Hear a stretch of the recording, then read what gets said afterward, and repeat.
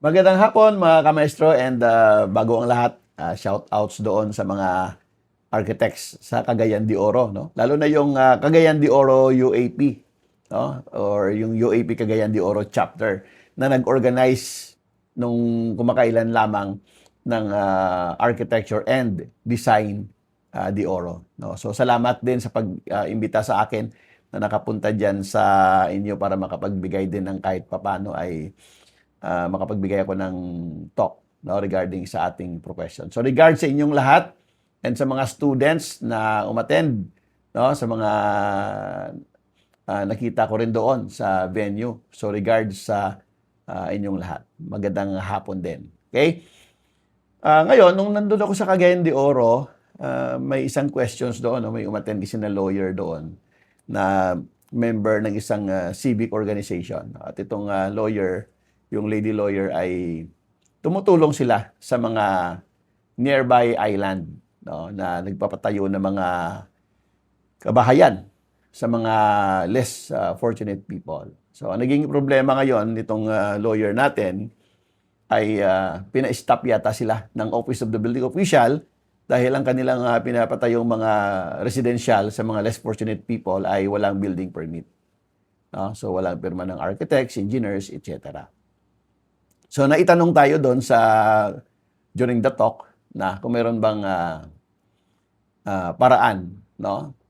Well, ang isang paraan lang naman talaga natin dyan, no? Kasi wala naman tayong exemption sa ating batas, no? And hindi rin pasok doon sa exemption na sinasabi ng National Building Code Revised IRR doon sa 15,000 na limitation ng cost, no? And it should be of indigenous materials. So, hindi naman siya pasok doon. No? Kasi more than 15,000, kahit sabihin pa natin, indigenous materials, halimbawa. Pero, alalahanin natin. No? Kasi, sabi ko nga doon sa talk ko, architects are stewards of the community. Di ba? Stewards of architecture. So, sana, may mga architects din na pwedeng tumulong sa mga ganong klaseng gawain. No? Hindi naman pwedeng palagi na lang tayong maniningil. No? In fact, yung mga, tingnan ninyo, yung mga architects na nabigyan ng Pritzker Awardee, di ba? Ang design nila is for the community. No? So architects are also to be involved in designing communities.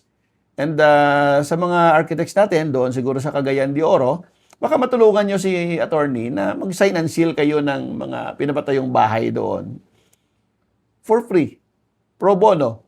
No? Ibabalik nyo sa akin yung tanong, architect, hindi ba yun bawal? Hindi yun bawal. Di ba sa ating Code of Ethics, nakalagay doon na we can offer pro bono services sa religious and civic projects. Yun, civic projects yun. Diba? In fact, that is for the less fortunate people.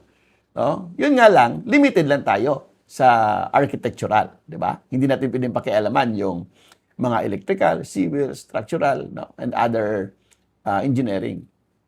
So, maghanap lang sila ng ibang professionals para mag-sign and seal din sa mga disiplina yan. No? Pero tayo, as architects, sa architectural drawings, preparation of architectural documents, signing and sealing. No? In fact, baka meron na rin silang plans, no? Baka signing and sealing lang. No? Hindi naman yon violation kasi nga civic duties. No? Ang ating civic duties ay hindi lamang doon sa programa ng mayors. No? Kasi nagpapa-accredit ang organization na magiging civic group accredited sa mga munisipyo. Hindi lang doon ang ating duty, no? We can also do our duties in private civic organizations like this, no? So pag pinirmahan mo 'yon, sign and seal, no? Dahil civic duties 'yon for the community, walang violation doon, 'di ba? Ang violation sa signing and sealing, pagka nag-sign and seal ka nang gawa ng illegal practitioners, no? Yung mga non-registered architects, 'yun ang violation. Pero if it is for purposes of civic duties, walang violations doon. Walang violations doon. No? Naging steward ka pa practice ng architecture, no? So sana doon sa mga taga Cagayan de Oro, no? Lalo na si Madam Chapter President, no? Kung nakikinig ka sa vlog na ito, hindi tulungan natin si attorney doon sa kanilang project sa isang isla, no? As part of civic duties na rin, no? Or maybe you can assign some of the members of the UAP Cagayan de Oro also to do civic duties doon sa mga ibang residensya kasi marami naman yata doon communities yun eh, no? So sa isang bahay halimbawa, isang members ang magsasign and seal as part of their civic duties. So pwede natin gawin, napakagandang project ng inyong grupo, no? Nakalimutan ko lang banggitin 'yon nung tinanong ako doon. Pero 'yan yung isang paraan para matulungan natin doon si attorney sa kanilang project. Okay? So maganda yung ginawa ninyo at naway ipagpatuloy niyo pa yung inyong advocacy na mabigyan ng magandang learning ang inyong members, no, as well as students. At of course, nagpapasalamat din ako sa nag-invite sa akin, si Architect Adolf. No? Kung hindi kay Architect Adolf, wala ako doon sa Cagayan de Oro. No? Hindi ako naimbita. No? Kasi siya lang yung naging daan para maimbita rin ako doon. And kasama ko doon yung dalawang magagaling na arkitekto ng Cebu, no? Sana'y masundan nyo rin yung kanilang page, no? And sundan nyo rin, sa mga nanonood dito ngayon, sundan nyo rin yung page ng A&DDO or Architecture and Design de Oro sa Facebook, no? Nandun yung kanilang mga programa, para alam nyo rin kung ano yung mga programa. Isa pa pala, bago ko makalimutan, maganda yung ginawa nila nung event na kami yung mag-talk. Yung sa industry partners, no? Nag-discuss doon regarding sa mga MEPF naman, no? Mechanical, plumbing, etc. Maganda yung ginawa nila doon, no? Kasi continuing education talaga, no? Doon sa mga architects na nagpa-practice. So keep up the good work.